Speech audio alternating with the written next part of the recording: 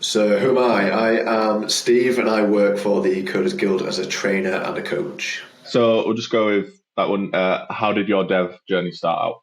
So I started as a dev just by looking on sites like Free Code Camp and doing the little interactive exercises and stuff, and thought it was good fun. Like, it's almost like little bits of magic happening when you write a little bit of code and it turns into something else. So I thought that was really cool. And then it just kind of developed from there, really building little simple one-page websites and then doing courses online. So I've got loads of Udemy courses that I've started and not finished, or started some and finished some, and I think we're all in that boat. So that's, and then I've gone through and done the apprenticeship with the Coders Guild, and now I've become a coach and a trainer with them as well. So it's been a really fast journey considering all that's been done over sort of 2.5, 3 years. So it shows what can be achieved in a relatively short space of time as well. Perfect. You answered the next question, which is fine, so we'll skip that one. So how did you... So you did the apprenticeship, didn't you? I did. So how did you find the apprenticeship? The apprenticeship was a lot of fun. So there was loads of different projects that I got to get my teeth into. The learning curve was quite steep, but in a good way. Like, you get loads of support, both from, certainly I was really lucky with my employer, and from the Coders Guild. There's always somebody there that can, even if they can't, they won't give you the answer, but they'll point you in the right direction. So I found it really useful, and it went really quick as well. So it's like an 18-month program, and I felt like from the start to the finish it just flew by. And by the time 18 months was up, I was in a position where I knew what I was talking about, which was really, really good. Are there any particular parts about your apprenticeship that stuck out to you as useful? Yeah, there is one, and it's quite an interesting lesson to new developers as well. There was an exercise we had to do. It was to make a calculator, so we had to build the user interface and then the logic behind it. And the thing that stuck out to me wasn't actually anything from the tutors or the trainers. It was actually my mindset that changed with that exercise.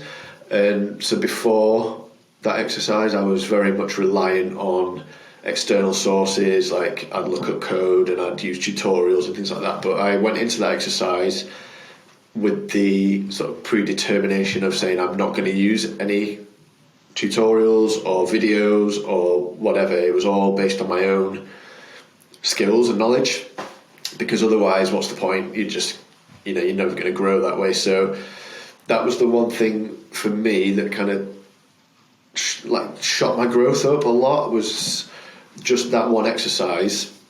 And the reason I picked that out is because we'd not done anything like that in the apprenticeship before, and it really stuck in my mind. So this is a really good way to learn. So it's something that I've taken into my teaching and coaching as well, and that I now set things almost like a bit random, but almost like a test, and then say to the learner, try not to use videos for this because there'll be millions, but you're not going to learn anything. So yeah, I just really enjoyed like the practical side of it. That's what stood out for me.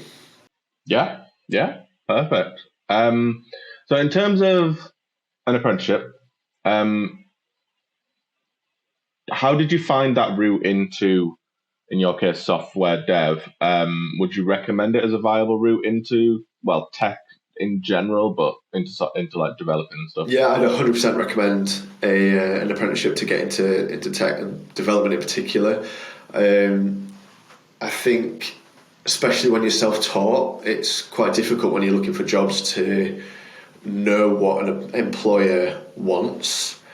There's such a wide range between sort of the bottom junior developer job and the top ones, and until you walk into the interview, you don't know what you're getting. Whereas the way that the Coders Guild in particular looks to match employers with apprentices is really good, because the employer knows what they're getting. They're getting someone who won't know everything, but who is keen and eager to learn, has shown some aptitude, and the employer goes into that sort of contract knowing that they're going to have to put some effort in as well into that training. So I'd 100% recommend an apprenticeship as a route into tech. Awesome. How did you end up becoming a coach? So I ended up becoming a coach. It was almost by chance, really. We were looking for some, and I'd done a little bit on our boot camps, and so I think like the guys at the Coders Guild knew what I was capable of and asked me would I fancy taking on a few apprentices. So I've done that, and then my portfolio has grown and grown from there. So it was by chance, but I'm glad it happened and would 100% recommend. What's the main lesson you've learned on your journey so far? So the main lesson I have learned is just to keep going. There are some really tough times, but they are worth it in the end. So yeah, stick with it. And on that same kind of vein, when did you start? When did you get your apprenticeship? When did you start your journey into tech? Apprenticeship started in August 2020. All right, okay, so 2.5, 3 years ago. 2.5 years. Yeah. So if you could speak to yourself 5 years ago, what would you say? If I could speak to myself 5 years ago, I'd probably say, why didn't you do this another 5 years ago? It honestly is well worth doing. But yeah, seriously, if I could speak to myself 5 years ago, I knew nothing, and I was probably just starting picking up code again. And I wish I could just show myself where I am now. So I work remotely. I rent a desk in a co-working space with colleagues that I really enjoy working with. So the lifestyle is amazing, and compared to what it was before and the people I worked with before, it is just chalk and cheese. So I just wish I could show and I guess I still do think, what could I show myself? What could I see in 5 years? So yeah, it's a journey well worth doing. And finally, what advice would you give to other people that are apprehensive about starting their own journey? So if I could give, again, one piece of advice for people who are apprehensive about their journey is it's normal and everybody feels the same. So they might not show it, and you might not show it either, but it's normal to not know everything. It's normal to struggle. It's normal to be anxious and worry about things, and it is okay. So the best thing you can do in that situation is reach out for support, and that can either be from a coach, a trainer, your boss, and nobody's going to judge you. In fact, they'll think better of you for coming for that support. And that's not just as an apprentice, that's just good, solid life advice. Yeah, right, perfect. Thank you very much. My name's Kelly Kenyon, and I am a software tester. I've both taught on the testing bootcamp in the past, and I am now coaching testing apprentices. So how did your tester journey start out? So back in March 2021, I was in a non-testing role, working from home, as most of us were back in March 2021. I saw an advert for the Coders Guild Bootcamp, and I'd been learning a bit of code in my own time. My partner's a product owner and suggested I go for testing because I'd be perfect for it, which was why I went for bootcamp. One of the bootcamp trainers was really encouraging, and she spoke to her manager for them to hire their first junior tester. And in August that year, I actually got my first role there at Smoothwall. So I moved to Glean in August last year, and I'm enjoying it very, very much. And I've just started to be an accessibility lead. February last year, I was asked to become a trainer on the bootcamp, and sort of in my spare time was doing a bit of that. And back in December, I was asked to become an apprentice coach, which is where we're at today. Fantastic. Thank you very much. You've answered the next question already. In terms of your bootcamp, when you did that near the beginning, how did you find it? As I've not really learned anything since uni, it was really great to get back into learning. The lockdown COVID situation helped because, like everyone else, we had a lot of free time and I could use to learn more, go into further detail and deeper learning. So I really enjoyed it, and I'd encourage anyone that's thinking about going for it. Amazing. Are there any particular parts from your bootcamp that stuck out to you as useful that you can look back on now? I think mostly that it was a rounded course. It touched on everything it is to be a tester and encouraged me to develop my skills and interests further into things that I particularly enjoyed.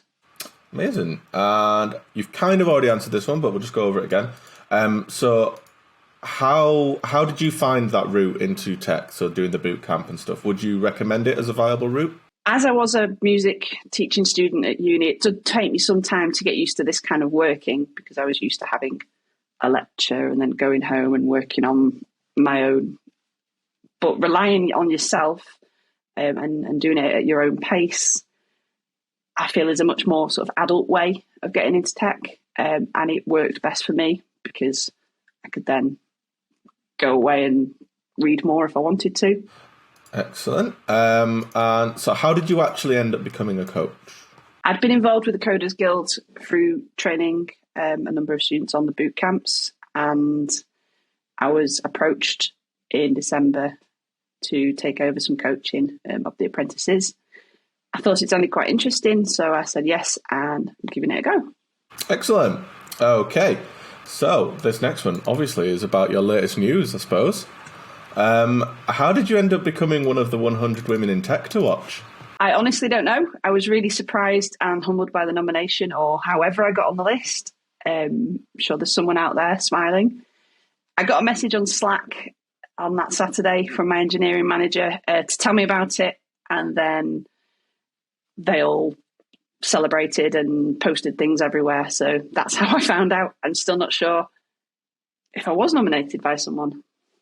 So the next question is, did you do anything specific? Obviously, is there anything you think you did specific, or was it just... I honestly don't. I don't know if it's because I've been doing, because I've been doing like blogging and learning and all that kind of thing. But I don't think there was anything sort of specific I've done. I've been documenting my journey, so perhaps it was a mix of all that. So what's the main lesson that you've learned from your journey so far? The main lesson I've learned from my journey so far is you can be an expert in one thing, but there's always going to be someone better than you at the second thing. So build yourself in the tester you want to be, things that interest you. And I guess I know we said one main lesson, but always be learning. Don't stop. Tech's not going to stop for you.